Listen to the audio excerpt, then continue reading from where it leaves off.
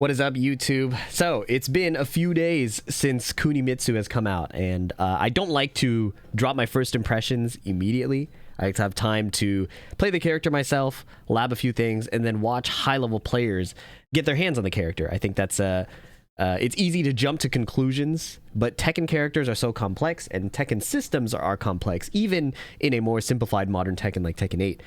I think it's pretty important to withhold judgment until we get to see a bit more. And we're still going to discover a lot more as time goes on.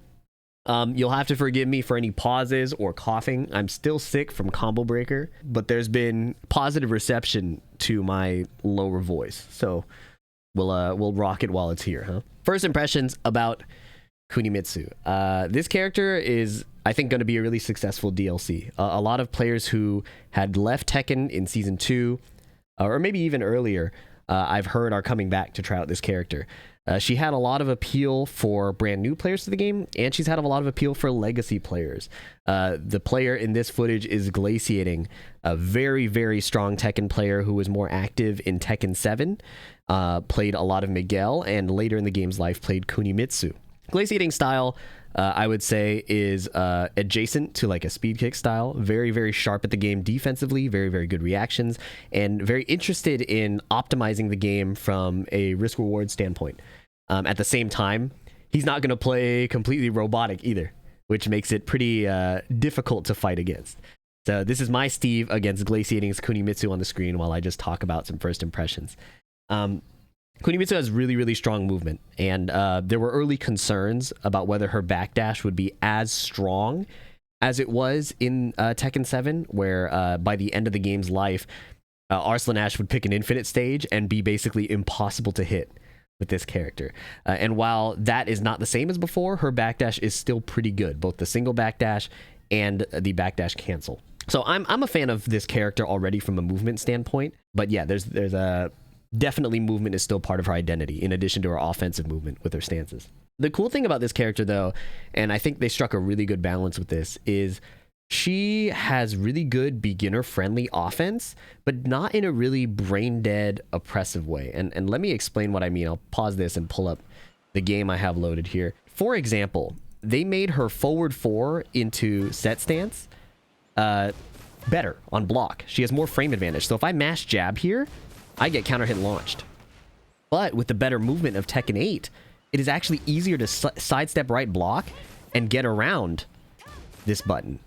So as a beginner, it's easier to run this offense. You just knee them and then you can frame trap them.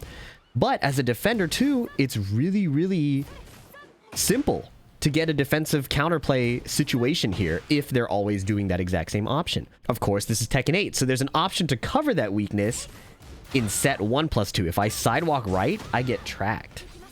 Right? And that's normally a big red flag and kind of a very Tekken 8-ism.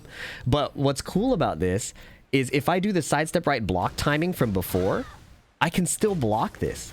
So it's kind of a return to like option selectable defense, where if I do sidestep right block, I can cover both of these options. I won't get hit by the tracking option, and I'll still dodge the fast mid frame trap. So this is pretty cool. We saw a bit of this with Miyari's offense as well, where they're more willing to let you use proper Tekken defense again. And this is pretty exciting. Now, there are schools of thought that say, like, well, what's the point of having this in the game if you could just OS her stances? Well, we're already seeing Japanese players like Ao. Ao was another world-class Kunimitsu player in Tekken 7, where he'll do things like cancel the stance, go into crouch, and then when your sidestep has expired, he'll run a new mix-up, a separate mix-up. So there's already extra layers that can be added on, and I think it's pretty exciting to see. So I'm going to record this option. You'll see that when I sidestep right block, now she's not even running the thing that I was trying to evade. Instead, she runs the new full crouch low, which, spoiler, I think is one of the best, if not the best low in Tekken 8, and I'm not alone in that opinion. We'll go into that later. So yeah, she's got beginner-friendly offense and beginner-friendly counterplay to that offense, which I think is really cool. By the way, I will be working on a kind of beginner quick start guide for when Kunimitsu is out of early access and is available to everybody. If you don't buy the season pass, you just want to buy Kunimitsu. I think I'm interested enough in this character, and I think she has some onboarding help that would be nice. So please look forward to that. But yeah, she's surprisingly complex. she has the same thing from Tekken 7 where her punishment is really deep and rewarding. So the reward for going into her basic punishment options is decent, but Kunimitsu players will shine if they do the perfect frame punish available for a perfect situation. For example, Kunimitsu has a bufferable crouch dash 2, like a dragon punch. So this is a 14 frame punish that can be done out of block stun. So it's difficult, and you have to be really sharp. And if you mess up, it's a launch punishable move. So if the Kunimitsu player does this punish and is wrong, she's minus 17. So she can be launched by almost the entire cast. But that's what makes her really interesting, is if you're a sharp defender, if you practice your punishment and you come to the match with that preparation, you stand to gain a lot of reward. There's other things too. I know I'm flipping between the gameplay here, but this is just coming to mind. She also has access to forward 4-2, and the frame data shows that this knee is 9 frames. Now it's a 10 frame punish because it comes out of a dash input, but she can do this from crouch and from standing out of block stun. And as you can see, it's a wall splatting 10 frame punish. So if you have the execution, if you have the presence of mind, this character is extremely rewarding from the punishment side of things. And her combo game too is not so straightforward. She obviously has some bread and butters that are pretty simple. People were kind of complaining about how, like other DLC characters, she has a 2-2-2-2 combo here. So for example, you could just do, oh, I'm not Kunimitsu, hold up. You could just do down forward 2-2-2-2-2, and you get a combo. Right? But that's not where the Kunimitsu sauce is. Let me pull up some clips from this Twitter account, UFO Orange. This guy has some great Kunimitsu combos. Take a look at this. All right, look. Forward, 4-2. Resplat here. Up 1 to peel them off the wall. Double knees. Side splats. Obviously, this is like a combo video situation. But look at the potential here. That did 116 damage off the wall over and over again, off of, again, that 10 frame punish. This is not an unreasonable situation. Later down the side wall, when he gets the next corner, this is pretty stage specific. But a lot of this stuff before could be pretty reasonable to accomplish, especially as players get more in tune with the intuition of how this character functions with sidewalls. Here's another cool clip from UFO Orange. Talks about lizard splatting. This is a new term to me, but when your character face splats into the wall, usually there's nothing you can convert with. But look at how he does it here. Up forward 4, off axis left conversion. That's not the lizard splat. There. That's a lizard splat. But he peels it off another way too. Lizard splat there. Then he uses Kunimitsu's up 1 to re-tornado. Again, some of this is pretty specific, like combo video stuff with specific setup, but this is from the round start position, I believe. So yeah, the exploding wall is unique, but you can see how this character will give you a lot of reward if you really know what you're doing, particularly on these, again, lizard splats. Up 1, re-peel off. Very, very nice. 110 damage. What else do we got? There's some more stuff. Floor break combo. And he notes here, it's frustrating that you can only combo with back turn 4 from an early forward 3+4 without walls or gimmicks. But I guess that's what makes it an okay design decision. Basically, Kunimitsu's specific combo options are limited to certain parts of the combo. The part he's talking about, I'll highlight again. But he goes into the floor break attack throw. Up 1 to tornado after dashing up. High splat there to get an extra hit. Does it again. 101. The decision point he's talking about is right here. Forward 3+4, you only get the chance to do the back turn 4 here early in the combo. And why this is unique is because forward 3+4 forces you into back turn. So you can't autopilot that forward 3+4. You have to know that it's early in the combo. And because my chat is asking, yes, this is a mod. This is a dagger from Marvel Rivals. I love that you guys are paying attention to the combat and the design decisions of the combo system. I'm glad we're all on the same page there. And then lastly, while we're highlighting UF Orange, sorry, I said UFO Orange, UF Orange, and while I'm highlighting their content, I want to say that I appreciate that people are so invested in Kunimitsu to put out this stuff early. But this specific message is up 1 doesn't go into tornado if you hit them from behind. So it works for the lizard splat, but not from behind. And this is a key detail here. So from the back, up one will not give the tornado effect. It's just a normal knife hit. So interesting little nuances that people are discovering with the character very early. Again, she hasn't even come out of early access yet. And again, we'll do like a more beginner approach to her for the people interested in picking her up, but I thought I should highlight that. So yeah, she's got a really deep combo game. Her punishment game requires like presence of mind. And the other thing is her neutral game, her hitboxes are like okay. Obviously, there are some egregious ones. I know people who have fought against her will disagree or be ready to highlight like QCF 1+2. This button is crazy, I will admit. This button is ridiculous, right? It used to counter hit launch. In the test build at Combo Breaker, this counter hit launched. Now it's just a homing range 3 move, but because it gives up her turn on block, it's actually not a move you want to spam, right? -9 on block, the opponent can do whatever mix-up they want on her after the fact. So it is a good move. I'm not downplaying this move, but there are downsides to spamming it. It's actually better kind of kept in your pocket once you've established a lot of pressure, and then when your opponent tries to set up some creative offense, then you throw out the QCF 1+2 to shut them down. But probably my favorite part of this character, aside from how deep she is and how challenging she actually is outside of the beginner level, is she is so flexible. You can play her in many styles, and you'll see that when Glaciating and I fight, Glaciating defaults to a lot of Korean backdash and trying to play around my timing. There he uses the Power Crush against my running 2. And then he'll shift styles sometimes to a more mix-up heavy style. Right, running with the pressure once he has information against the way I want to play, and then defaulting to safer styles against Steve, right? Her movement is so strong that Steve is liable to whiff. Saw that the sidestep right beat the Albatross 2 there. So I have to forward dash a lot, and that opens me up to like keep out down forward 2, keep out hop kick. But as you can see, look at this situation here. She does a down 1, which is a plus on block mid that has counter hit follow-ups. But my sidewalk left goes around it here. It's going to come up right after this situation, right there. Down 1, it's pretty stubby, and it's sidewalkable to the left.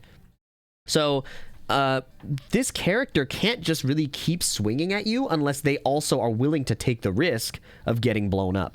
And for players who prefer to play more consistently, like Glaciating, you can see a lot of just movement looking for me to expose myself. And so it's pretty cool to watch how different players have approached playing Kunimitsu. If in direct contrast, you can look at how Ao has chosen to play Kuni early on, right? This is just a ranked set. He's already God 5, and I think this is a few days old. But look, he's throwing out the counter hit back too. It is Lily, so you do have to kind of slow down against his character, but he goes forward 4 into stance and gets jabbed. 1-1-2, throwing some strings out, full crouch low right away, a steppable low. But yeah, this character has struck a nice balance, I think, between like a modern Tekken 7 style and a Tekken 8 style. And it's not clear what the best way to play her is yet. Right? And as we see her in tournaments, as we see her in online ranked, as we see people from different regions pick her up, we'll learn more about how she's supposed to play. And this is a really cool trend for me with the newest DLC characters.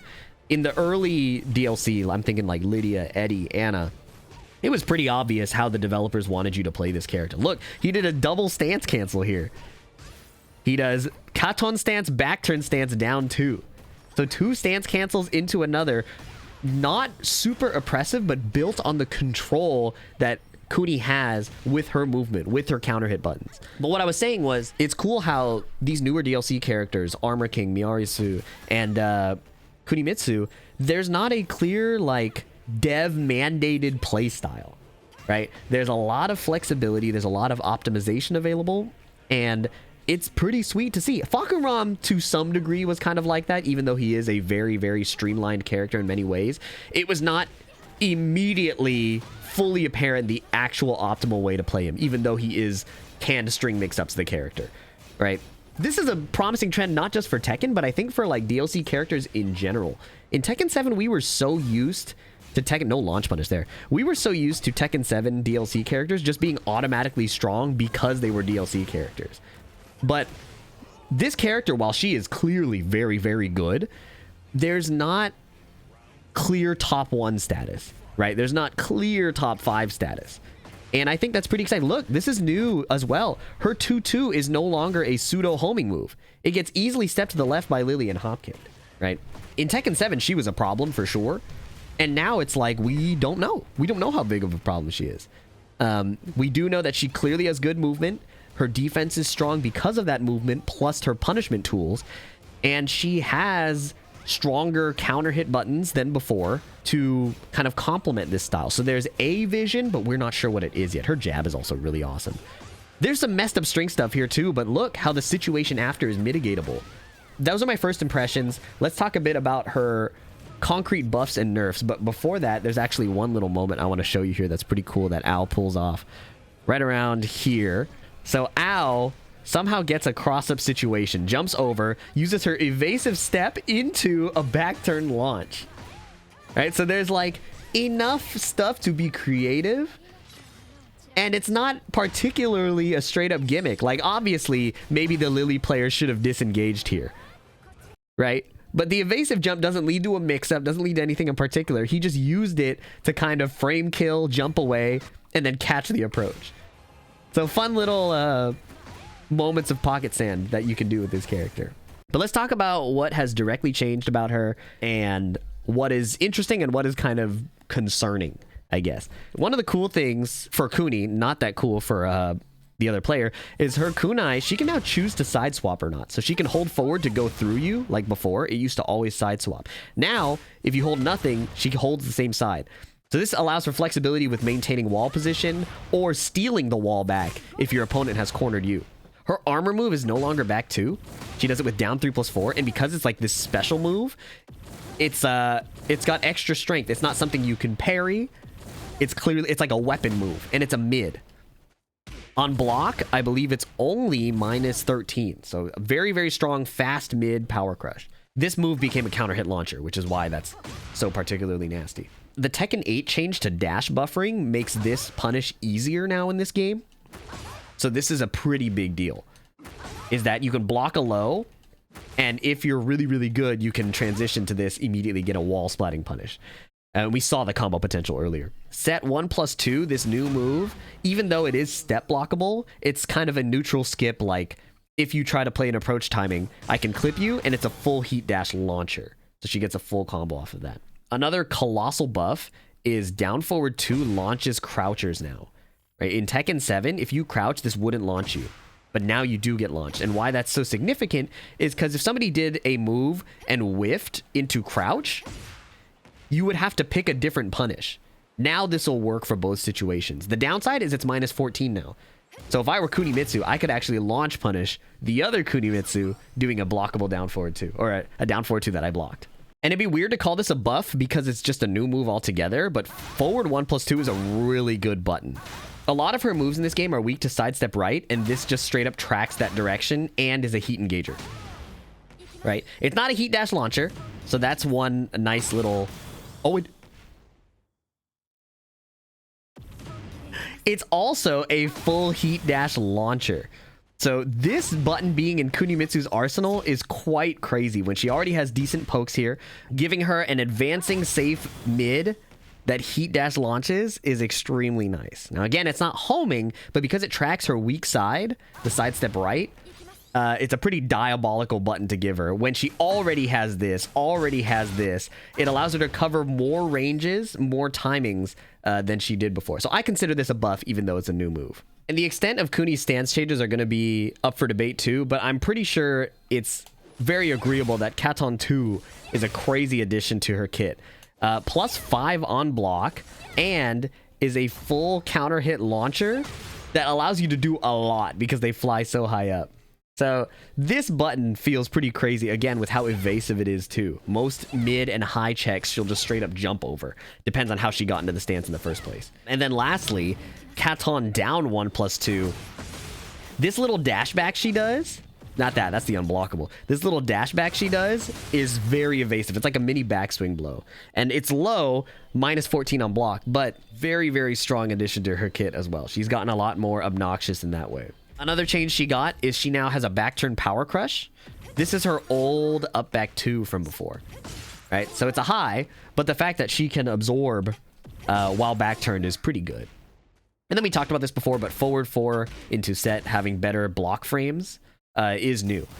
And the situation is mitigatable, but it does force a bit of a mix-up. She has the slide, right? And she can also cancel into a different stance and apply mix-ups from there. Pretty good. The saving grace is that forward 4 as a hitbox itself is not that scary. So like a simple sidestep right gets around it pretty easily.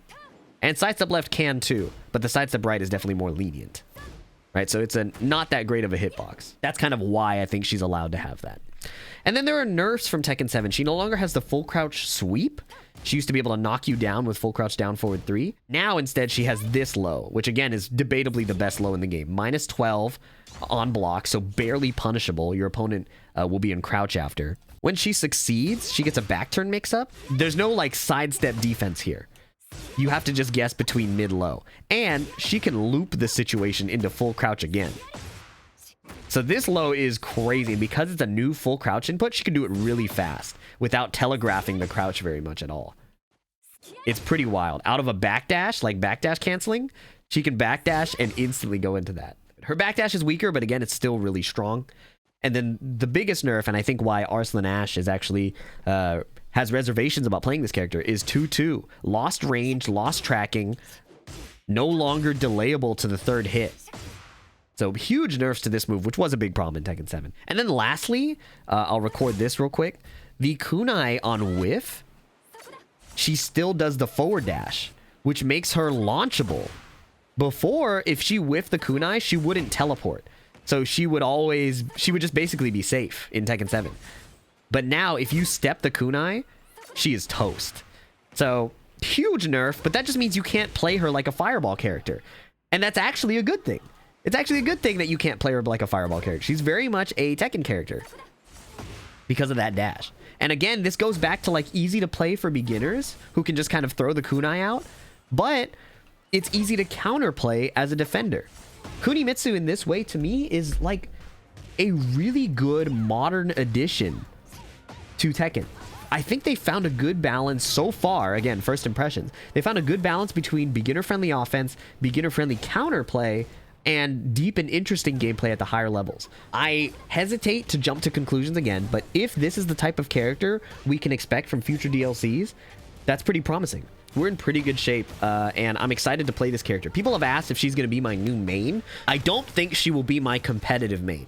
And the reason I say that is because of the presence of mind required to play her at the highest level, right? Her punishment being really sharp with that, keeping your offense kind of varied, adjusting to your opponent's timing. She's a pretty demanding character at high level, I think, even though she is really strong.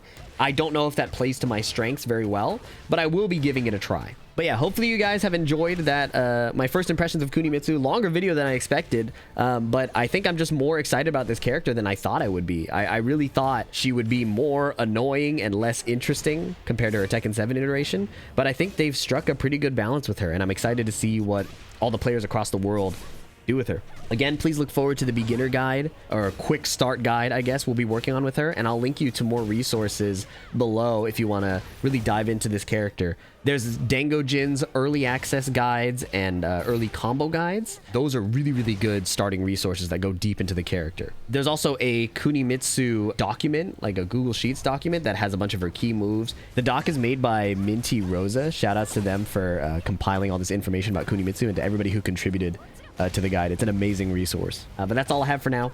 Like and comment if you haven't already. Subscribe for more, and I'll catch you in the next one.